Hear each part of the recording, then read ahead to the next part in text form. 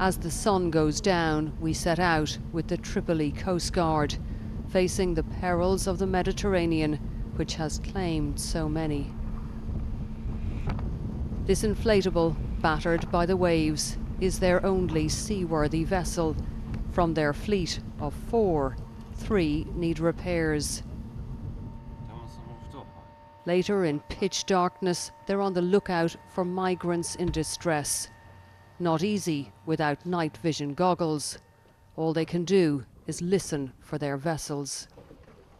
It's 1:30 in the morning and we're in a stretch of water where smugglers' boats pass regularly, usually between 1 and 3. Now the engine is off here, the lights are off. The Coast Guard don't want to alert anyone to their presence.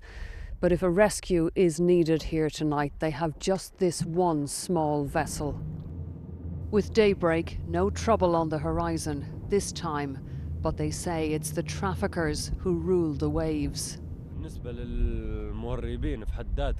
smugglers have more boats and more weapons. They have long-range guns. They can escort the migrants to European waters and we can't do anything to stop them. The state doesn't support us. We haven't been paid since March.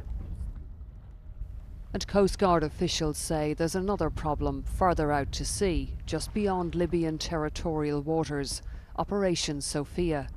They say the EU mission supposed to disrupt smuggling is ferrying migrants to Italy like a taxi. There's agreement from a smuggler now detained, who the authorities say is a big fish.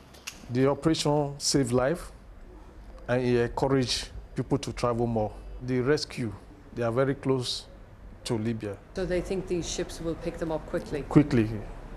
When you were arranging for these people to get on these overcrowded boats and go to Europe, did you ever stop to think that they could die on the way?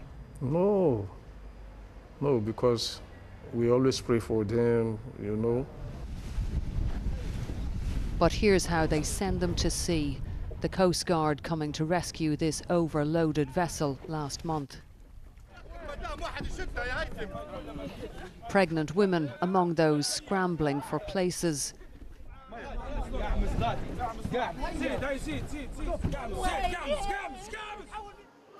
And this is what awaits those saved by the Coast Guard.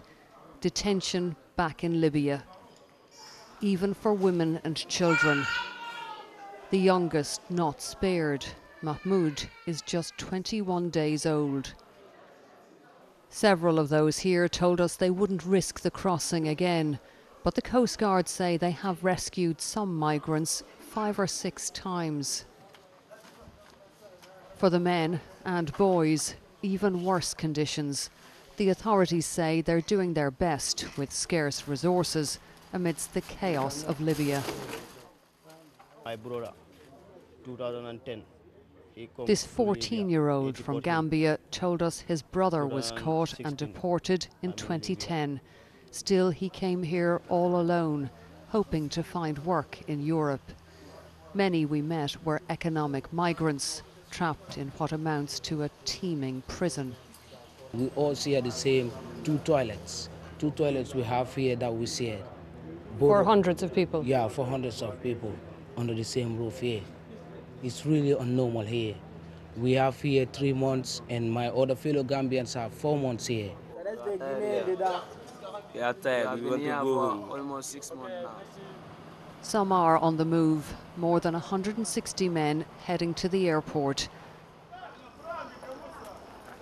Instead of the new life they craved, being deported back to Gambia.